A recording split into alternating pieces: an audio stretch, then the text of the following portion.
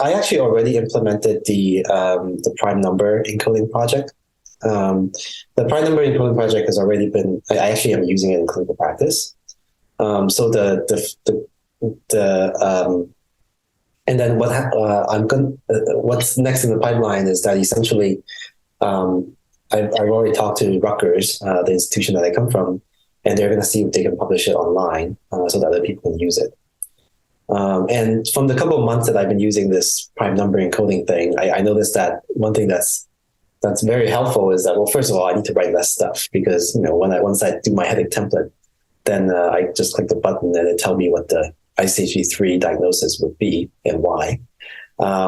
And then it also it's a little interesting because it challenges you in terms of what other headache have you not thought of.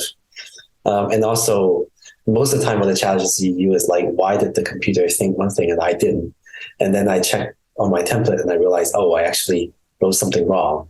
And so therefore I corrected it and it turns out to be correct. So essentially you can think of it like a dialectic relationship between me and the computer. It's trying to reach this final diagnosis.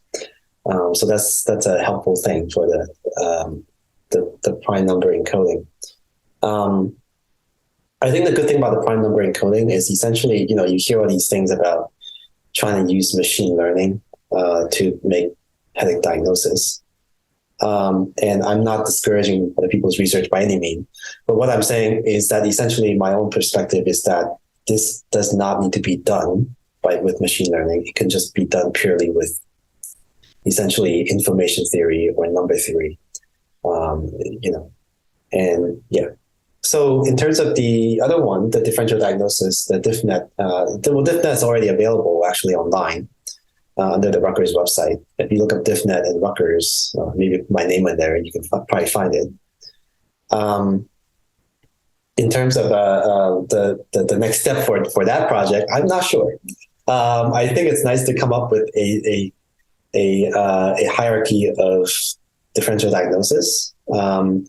I think the thing is that I don't think that at this moment in time we will find an application for it, mostly because I think that its application will be for the future when somebody else comes up with maybe a bigger version of some machine learning algorithm or some diagnostic schema.